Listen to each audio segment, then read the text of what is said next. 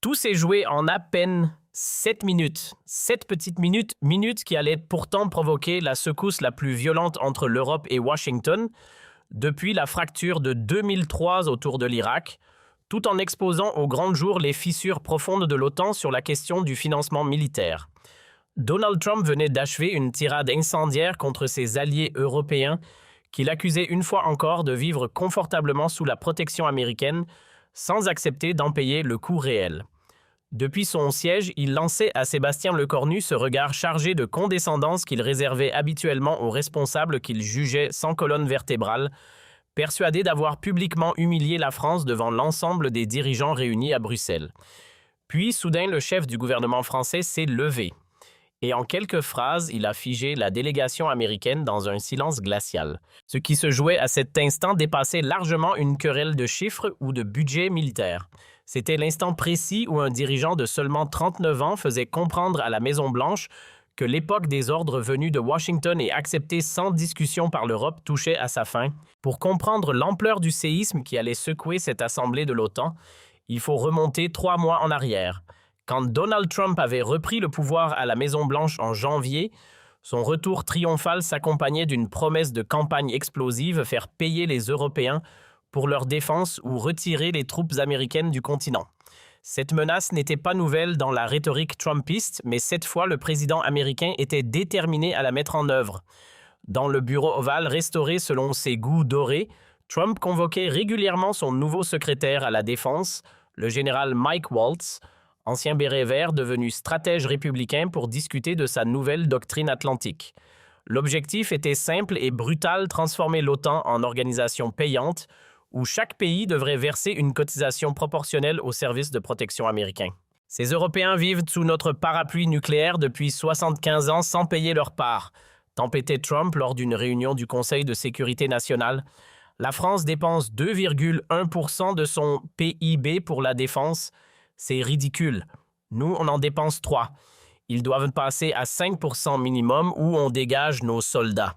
Cette obsession trumpiste pour les pourcentages de PIB masquait une réalité beaucoup plus complexe que le président américain refusait obstinément d'admettre. Les États-Unis ne maintenaient pas 100 000 soldats en Europe par générosité altruiste, envers de vieux alliés reconnaissants, mais par pur calcul d'intérêt stratégique national.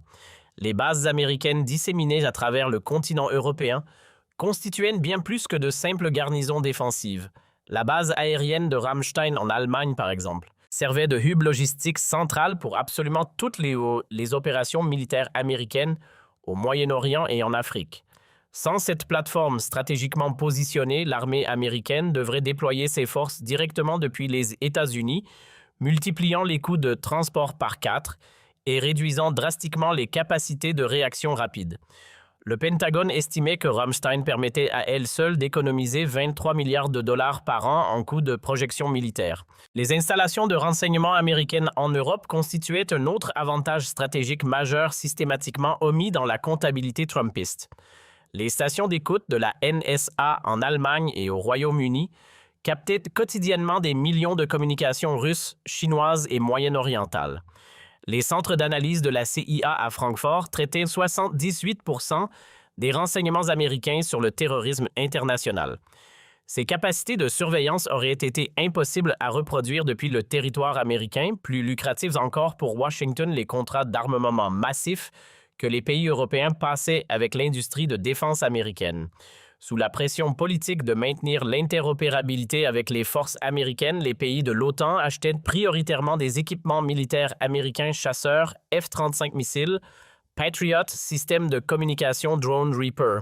Entre 2015 et 2024, ces ventes d'armes américaines à l'Europe avaient généré 267 milliards de dollars de revenus pour Lockheed Martin, Boeing, Raytheon et Northrop Grumman.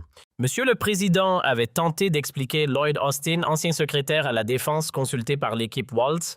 Notre présence en Europe n'est pas une charité, c'est un investissement stratégique qui rapporte énormément aux États-Unis en termes de projection de puissance de renseignement et de contrats industriels. Si on part d'Europe, on perd bien plus qu'on ne gagne. Mais Trump, imperméable aux analyses stratégiques nuancées qui ne correspondaient pas à sa vision binaire du monde, balayait ses arguments d'un revers de main. Dans son esprit transactionnel de businessman new-yorkais, Toute relation internationale devait se traduire par un bilan comptable simple, soit l'Amérique gagnait de l'argent, soit elle se faisait arnaquer. La complexité des bénéfices stratégiques indirects ne l'intéressait pas. Fidèle à cette vision, il ne voyait l'OTAN qu'à travers le prisme comptable des contributions financières.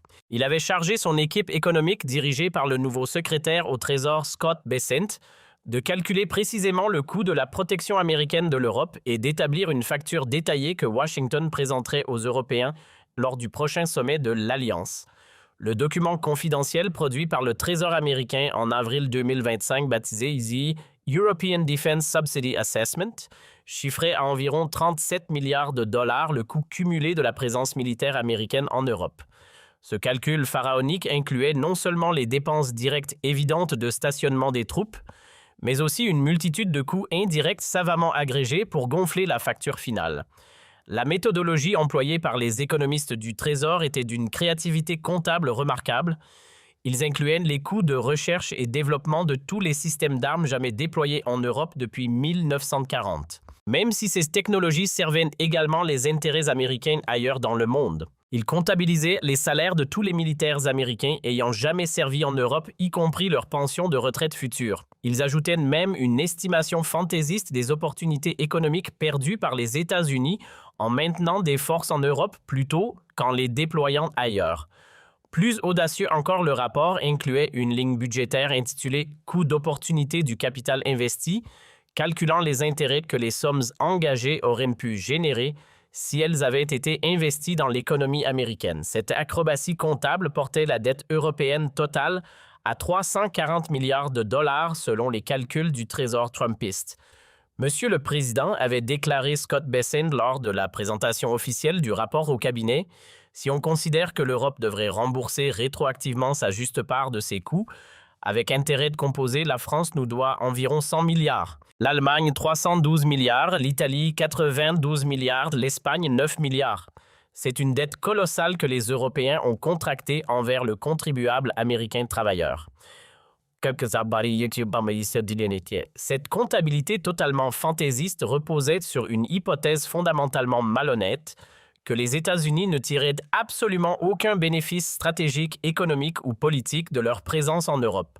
Elle ignorait délibérément que la domination américaine sur l'Alliance Atlantique permettait à Washington de façonner l'ordre international selon ses intérêts, de contrôler les choix stratégiques européens et de maintenir son statut de superpuissance mondiale incontestée. Mais dans l'esprit simpliste de Trump, cette dette européenne fictive devenait un argument massif absolument imparable pour exiger une augmentation drastique et immédiate des budgets de défense des pays de l'OTAN. Il ne s'agissait plus d'une négociation entre alliés, mais d'une sommation du créancier au débiteur. La cible prioritaire de cette offensive américaine était sans surprise la France, pays symbole historique de l'indépendance européenne vis-à-vis de Washington depuis les années de Gaulle. Depuis le général de Gaulle, justement, Paris cultivait avec une constance remarquable une posture d'autonomie stratégique qui irritait profondément et systématiquement toutes les administrations américaines successives démocrates comme républicaines. La France disposait de sa propre force de dissuasion nucléaire totalement indépendante avec 290 ogives nucléaires opérationnelles, avait spectaculairement quitté le commandement intégré de l'OTAN de 1966 à 2009 pour marquer son indépendance militaire, refusait régulièrement de s'aligner sur les positions américaines au Conseil de sécurité de l'ONU et plaidait inlassablement pour une Europe de la défense progressivement émancipée de la tutelle stratégique américaine. Cette tradition française d'indépendance militaire remontait au traumatisme de la Seconde Guerre mondiale. De Gaulle n'avait jamais pardonné aux Anglo-Américains de l'avoir tenu à l'écart des grandes décisions stratégiques, notamment du débarquement de Normandie, où la France était censée être libérée mais n'avait aucun mot à dire sur les opérations. Cette humiliation historique avait forgé la doctrine française d'autonomie stratégique. Plus jamais, la France ne dépendrait d'une puissance étrangère, même alliée, pour sa sécurité fondamentale. Les successeurs de Gaulle, de Pompidou à Macron, en passant par Mitterrand et Chirac, avaient tous maintenu cette ligne d'indépendance avec plus ou moins de fermeté, selon les circonstances. Même quand Sarkozy avait réintégré le commandement intégré de l'OTAN, il l'avait fait en négociant des garanties d'autonomie décisionnelle pour les forces nucléaires françaises et en exigeant que des généraux français occupent des postes clés dans la structure militaire de l'Alliance. Pour Trump, cette arrogance française multiséculaire était proprement insupportable et constituait une offense personnelle. Ils veulent jouer les indépendants avec leurs petites bombes atomiques pathétiques, mais quand Poutine les menace sérieusement, ils viennent pleurer chez nous en demandant protection, avait-il déclaré lors d'un meeting électoral particulièrement enflammé à Tampa, en Floride. Il est temps qu'ils paient enfin le vrai prix de la sécurité que nous leur garantissons, ou qu'ils se débrouillent tout seuls face aux Russes. On verra combien de temps ils tiendront. Cette hostilité personnelle viscérale de Trump envers la France s'était encore considérablement intensifiée depuis l'arrivée inattendue de l'écornu à Matignon en septembre. Le jeune premier ministre français de 39 ans incarnait absolument tout ce que Trump détestait profondément dans l'élite politique européenne, un technocrate parfaitement formaté polyglotte maîtrisant 5 langues couramment défenseur dogmatique, du multilatéralisme onusien et de la régulation internationale contraignante admirateur affiché de l'Union européenne fédérale. Les rares échanges téléphoniques directs entre les deux hommes depuis janvier 2025 s'étaient tous terminés dans une tension diplomatique palpable et des accrochages verbaux à peine dissimulés. Trump reprochait systématiquement à l'écornu son élitisme parisien insupportable, sa naïveté face aux dictatures, son arrogance intellectuelle et surtout sa faiblesse militaire pathétique face à Poutine. L'écornu, de son côté, ne cachait pas son mépris à peine voilé pour ce qu'il considérait comme le populisme dangereux et l'ignorance stratégique de Trump. Lors d'un dîner privé à l'Élysée avec des ambassadeurs européens, le premier ministre français avait confié « Trump est le symptôme de la décadence intellectuelle américaine. Il résonne comme un promoteur immobilier des années 1980, pas comme un leader du monde libre du 21e siècle. » Ces mots, bien sûr confidentiels en théorie, avaient filtré dans la presse américaine via des fuites diplomatiques provoquant une fureur présidentielle mémorable. Trump avait tweeté rageusement à 6 heures du matin depuis Mar-a-Lago, le pathétique l'écornu qui dirige un pays en faillite sociale ose critiquer l'Amérique qui le protège depuis 80 ans. Sans nous, la France parlerait allemand ou russe. Ingratitude totale. Cette escalade verbale bilatérale entre les deux dirigeants avait créé un climat diplomatique franco-américain particulièrement délétère. Les fonctionnaires du Quai d'Orsay et du département d'État multipliaient les efforts pour maintenir des canaux de communication fonctionnels, mais la relation personnelle catastrophique entre Trump et l'écornu empoisonnait systématiquement toute tentative de dialogue constructif. C'est dans ce contexte délétère que s'ouvrait le sommet de l'OTAN de Bruxelles dès le 15 juillet 2025 officiellement consacré à la modernisation des capacités de défense collective. Officieusement, tout le monde savait que ce sommet serait l'occasion d'un ultimatum américain aux Européens sur les dépenses militaires. Donald Trump était arrivé à Bruxelles avec sa délégation habituelle de conseillers ultra-loyalistes, triés sur le volet déterminé à imposer brutalement sa vision transactionnelle de l'Alliance Atlantique. Son équipe avait préparé méticuleusement pendant des semaines une présentation PowerPoint spectaculaire de 47 diapositives détaillant exhaustivement les contributions disproportionnées et scandaleuses américaines à la sécurité européenne et exigeant un rééquilibrage financier immédiat et non négociable. La délégation américaine comprenait les figures les plus dures de l'administration. Trump, le général Mike Waltz, secrétaire à la Défense et ancien béret vert réputé pour sa rhétorique anti-européenne agressive, Marco Rubio, secrétaire d'État et faucon atlantiste convaincu, Kash Patel, directeur de la CIA et loyaliste trumpiste absolu, et bien sûr Scott Bessent, secrétaire au Trésor et architecte principal de la théorie de la dette européenne. Ces Européens mollassons vont enfin comprendre qu'on n'est pas leur armée gratuite de mercenaires, avait déclaré Trump à ses conseillers rassemblés dans sa suite présidentielle du Steigenberger Grand Hôtel de Bruxelles la veille du sommet. Soit ils passent immédiatement à 5% de leur PIB en dépenses militaires comme je l'exige, soit on commence à retirer progressivement nos troupes et nos garanties nucléaires. Point final, pas de négociation possible. Cette stratégie trumpiste d'ultimatum brutal et public reposait sur un calcul politique apparemment rationnel mais fondamentalement erroné.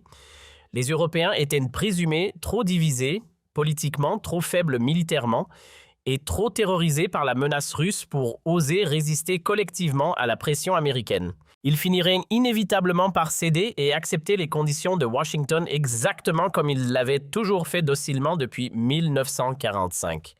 Selon la vision trumpiste simpliste de l'histoire, Trump était personnellement convaincu que sa rhétorique brutale habituelle, combinée à la menace crédible de retrait militaire américain, suffirait automatiquement à faire plier les dirigeants européens paralysés par leur dépendance structurelle envers le parapluie sécuritaire américain. Il ne concevait même pas la possibilité d'une résistance européenne organisée. Le matin du sommet, l'équipe américaine avait organisé un breakfast briefing avec des journalistes triés sur le volet pour préparer le terrain médiatique. Le président va dire aux Européens leurs 4 vérités aujourd'hui, avait annoncé le porte-parole de la Maison-Blanche. L'ère du free riding européen est terminée. Soit ils peinent leur juste part, soit l'Amérique reconsidère fondamentalement son engagement atlantique. Cette campagne de communication agressive visait à créer une pression médiatique maximale sur les dirigeants européens avant même le début des discussions officielles. Fox News Breitbart publiait des éditoriaux cinglants exigeant que l'Europe paie enfin sa dette envers l'Amérique. L'opinion publique américaine largement isolationniste depuis l'échec afghan soutenait massivement la ligne dure de Trump selon les sondages. Mais Trump ne soupçonnait pas que l'écornu avait préparé cette confrontation avec une rigueur toute française, compilant des décennies de données historiques, d'analyse stratégique et de calcul économique pour démontrer méthodiquement l'hypocrisie américaine et l'absurdité de la comptabilité trumpiste. Derrière la façade diplomatique, Matignon avait lancé depuis 6 semaines une opération de contre-intelligence stratégique baptisée « Vérité Atlantique ». Cette cellule ultra-confidentielle dirigée par le général Pierre Schill, chef d'état-major particulier du président, regroupait les meilleurs analystes français en affaires militaires, stratégie atlantique et histoire de l'OTAN. Leur mission officieuse mais prioritaire, déconstruire méthodiquement point par point la propagande trumpiste sur les Européens profiteurs et préparer une réponse factuelle imparable. Le dossier progressivement constitué par l'équipe française déployée à Matignon était d'une précision intellectuellement dévastatrice pour la rhétorique américaine. Il révélait systématiquement que la comptabilité trumpiste omettait volontairement tous les bénéfices stratégiques, économiques, diplomatiques et politiques massifs que Washington tirait concrètement de sa présence militaire continue en Europe. Les bases américaines permanentes en Allemagne, particulièrement le complexe géant de Ramstein, servaient quotidiennement de plateforme logistique absolument indispensable pour toutes les opérations militaires américaines déployées au Moyen-Orient, en Afrique et en Asie centrale.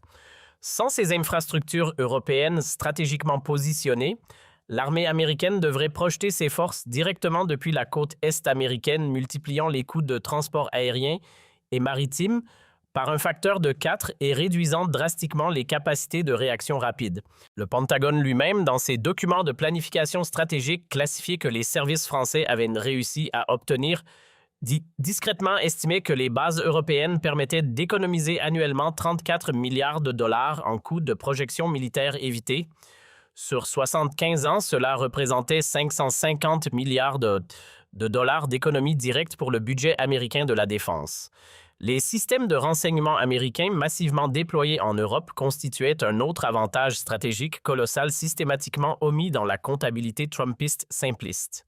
Les gigantesques stations d'écoute électronique de la NSA implantées en Allemagne au Royaume-Uni et en Italie captaient quotidiennement des dizaines de millions de communications téléphoniques et Internet russe, chinoise, iranienne et moyen-orientale. Les centres d'analyse ultra sophistiqués de la CIA, installés à Francfort, Munich et Londres, traitaient informatiquement 78% du renseignement américain global sur le terrorisme international, le narcotrafic et la prolifération nucléaire. Ces capacités massives de surveillance et d'interception auraient été techniquement impossibles à reproduire efficacement depuis le territoire américain en raison des distances satellites et des limitations physiques de transmission des signaux électromagnétiques.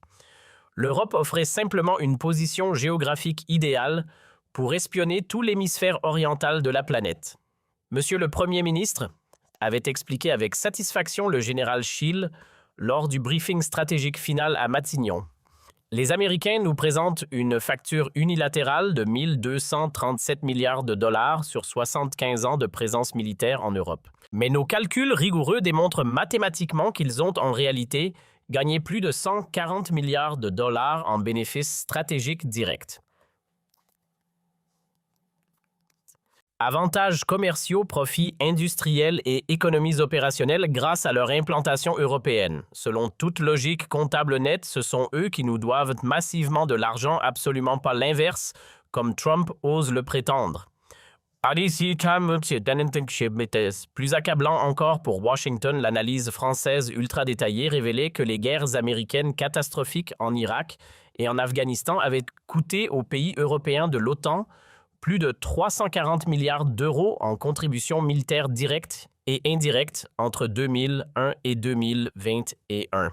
Cette somme astronomique incluait non seulement les coûts évidents de déploiement des troupes européennes sur ces théâtres d'opérations lointains, mais aussi une multitude de dépenses cachées que les gouvernements européens n'avaient jamais osé comptabiliser publiquement. Les pays membres de l'Alliance Atlantique avaient collectivement fourni 140 000 soldats pour ces opérations lancées unilatéralement par les États-Unis, sans consultation réelle des alliés, perdant tragiquement plus de 1200 militaires tués au combat et plus de 8400 blessés graves dans des guerres qui ne servaient en rien les intérêts sécuritaires européens, mais uniquement l'agenda américain au Moyen-Orient. La France seule avait dépensé 47 milliards d'euros pour sa participation à ces conflits, avec 12 000 soldats déployés en Afghanistan pendant 13 ans, 88 militaires français tués et 700 blessés, sans compter les coûts psychologiques des milliers de vétérans traumatisés par ces guerres. L'Allemagne avait déboursé 51 milliards d'euros, le Royaume-Uni 60 et 11,8 milliards, l'Italie 20, 3 milliards, l'Espagne 18 milliards.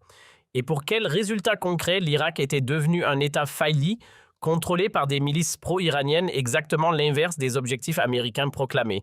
L'Afghanistan était retombé sous le contrôle des talibans en août 2020 et après un retrait chaotique et humiliant décidé unilatéralement par Washington, sans même consulter les alliés européens qui avaient sacrifié sang et argent pendant 2 décennies.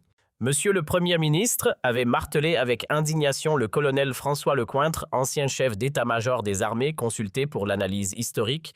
Nous avons dépensé des fortunes et sacrifié nos soldats pour des aventures militaires américaines basées sur des mensonges délibérés.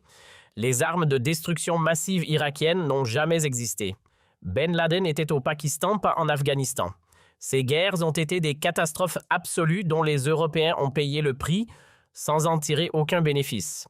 L'équipe Le Cornu avait également exhumé des documents déclassifiés prouvant que l'administration Bush avait exercé des pressions diplomatiques massives et des chantages commerciaux sur les pays européens réticents pour les forcer à participer à l'invasion de l'Irak. Les gouvernements européens n'avaient pas rejoint ces guerres par conviction stratégique, mais par peur de représailles économiques américaines et par soumission à l'hégémonie de Washington.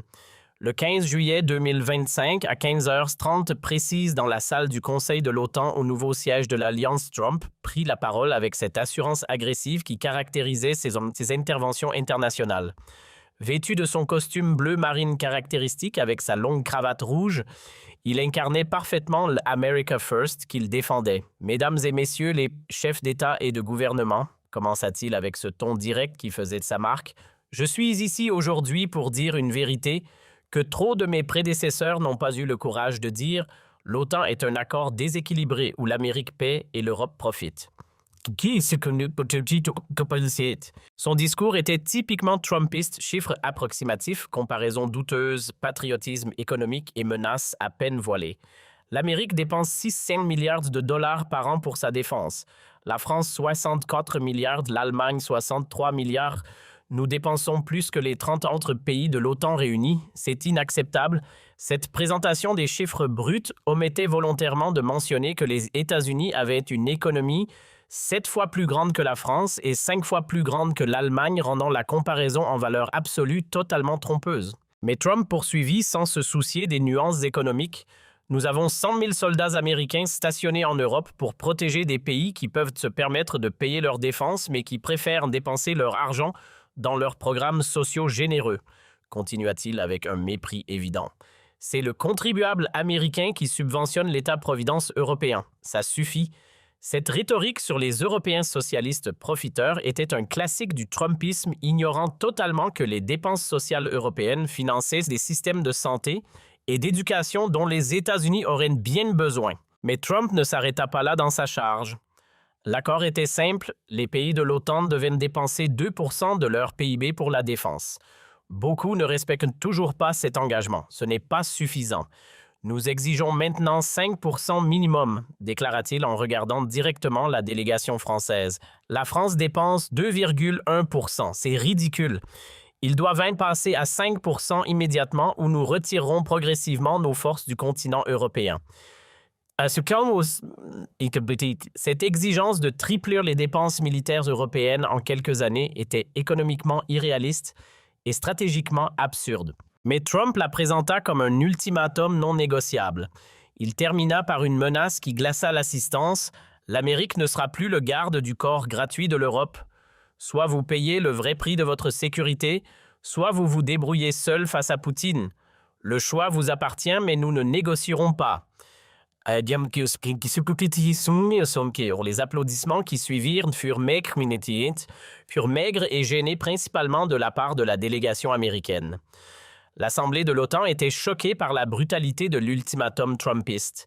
Tous les regards se tournèrent vers Lecornu quand il demanda calmement à prendre la parole. Le Premier ministre français se leva avec cette dignité républicaine qui caractérisait la tradition diplomatique française, s'approcha du pupitre sans précipitation et fixa Trump droit dans les yeux avant de prononcer les mots qui allaient choquer Washington et diviser l'Alliance atlantique. « Monsieur le président Trump », commença-t-il d'une voix posée mais tranchante, « je vous remercie pour cette démonstration parfaite de ce qu'est devenu le discours américain, un mélange toxique d'arrogance et de comptabilité falsifiée. » L'attaque était immédiate et frontale. Trump, visiblement surpris par cette agressivité française inhabituelle, fronça les sourcils. « Vous parlez de contributions déséquilibrées, » continua Lecornu en sortant un dossier de sa serviette. « Permettez-moi de vous rappeler quelques faits que vous préférez manifestement ignorer. En 2003, les États-Unis ont envahi l'Irak sur la base de mensonges sur les armes de destruction massive. Coût de cette guerre pour les Européens 70 milliards d'euros et 767 soldats morts. Pour défendre quels intérêts américains, M. Trump? Ces statistiques sur la guerre d'Irak firent l'effet d'une bombe. L'Assemblée découvrit un angle de la relation transatlantique soigneusement occulté par la propagande américaine. Afghanistan 2001, 2021. Poursuivit Lecornu méthodiquement. Les États-Unis invoquent l'article 5 de l'OTAN après le 11 septembre.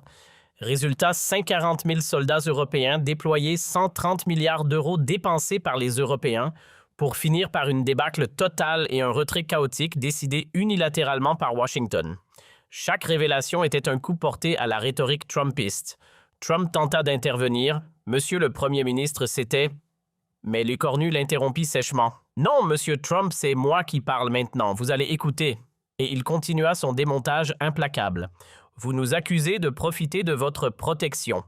Savez-vous combien les bases américaines en Europe rapportent à votre économie 34 milliards de dollars par an en contrats locaux en salaires dépensés en avantages stratégiques Rammstein en Allemagne? Est votre plateforme de projection vers le Moyen-Orient et l'Afrique. Sans elle, vos opérations coûteraient 40% plus cher.